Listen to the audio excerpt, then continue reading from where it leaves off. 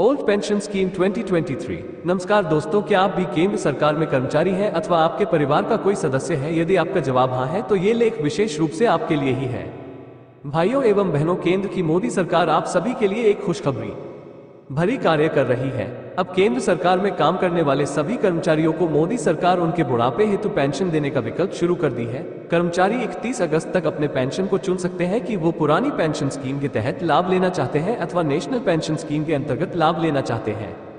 आपकी जानकारी के लिए बता दें कि केंद्र सरकार तथा राज्य सरकार अपने राज्य में सरकारी नौकरी करने वाले कर्मचारियों को उनके बुढ़ापे में पेंशन मुहैया कराती है। पेंशन की राशि उतनी होती है जितनी उनकी आखिरी सैलरी है, उसकी आधी। इस योजना का लाभ कर्मचारियों को लंबे समय तक प्राप्त हुआ था, परंतु वर्ष 2002 में इसमें कुछ बदलाव कर दिया गया था।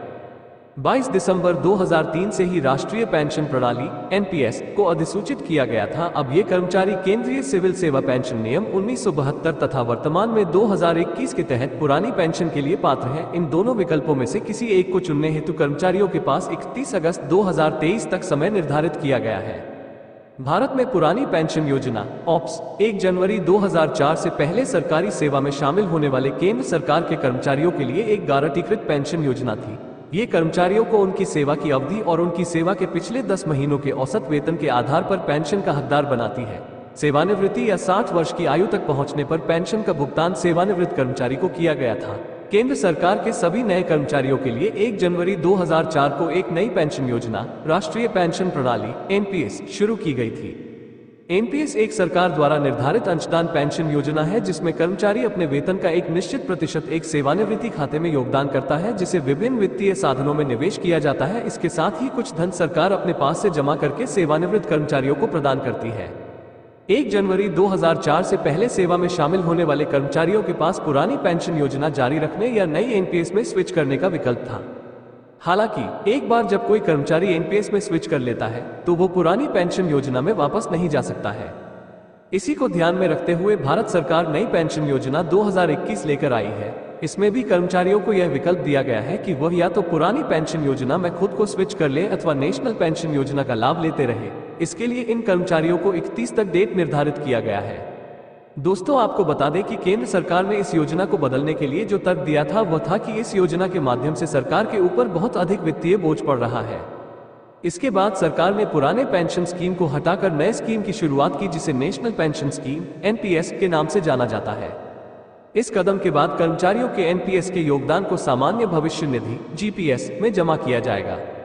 इस जमा धनराशि में सरकार अपनी तरफ से कुछ धन मिलाकर या फिर ब्याज दर के साथ कर्मचारियों को सेवा से मुक्त करने के बाद उन्हें सरकार यह धन मुहैया कराती थी। दोस्तों, आपकी जानकारी के लिए बता दें कि पुरानी पेंशन योजना केंद्रीय कर्मचारियों को काफी सहूलियत प्रदान करने वाली योजना थी। सरकार द्वारा इस योजना को निरस्त करने के बाद ढेर सारे कर्मचारियों द्वारा अदालत का रुख किया गया था। इन दर्ज मुकदमों में सरकार एक भी मुकदमा जीत नहीं पाई थी। फलस्वरूप सरकार को कर्मचारियों की बात को माननी पड़ी।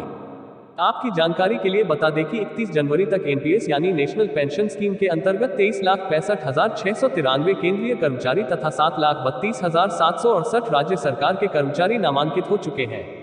एक सीनियर अधिकारी ने बताया कि इस मामले में सरकार पर किए गए काफी मुकदमों के बाद सरकार की तरफ से यह फैसला लिया गया है कि पुरानी पेंशन को बहाल किया जाएगा। देश भर की अदालतों में दर्ज मुकदमों में से सरकार की एक भी मुकदमा जीत नहीं पा रही है। ओल्ड पेंशन स्कीम 2023 केंद्र सरकार ने जारी किया आदेश। आपकी जानकारी के लिए बता दें कि केंद्र सरकार की तरफ से जारी आदेश में कहा गया है कि जो कर्मचारी पुरानी पेंशन के विकल्प का उपयोग करने हेतु पात्र हैं वो अंतिम तिथि 31 अगस्त तक इस विकल्प का चयन कर सकते हैं। यदि किसी कारणवश वो इस विकल्प का चयन नहीं करते हैं तो उन्हें राष्ट्रीय पेंशन प्रणाली के तहत कवर किया जारी रहेगा। आदेश में ये भी स्पष्ट कर दिया गया है कि एक बार विकल्प का चुनाव कर देने के बाद इसमें बदलाव की गुंजाइश नहीं होगी। दोस्तों, उपरोक्त में हमने पुरानी पेंशन योजना तथा नई पेंशन योजना से जुड़ी नई अपडेट को आपसे साझा किया है। हम उम्मीद करते हैं आपको हमारा ये लेख पसंद आया होगा। बिहार हेल्प इसी प्रकार की नई योजनाओं को हमेशा आपसे साझा करता रहता है।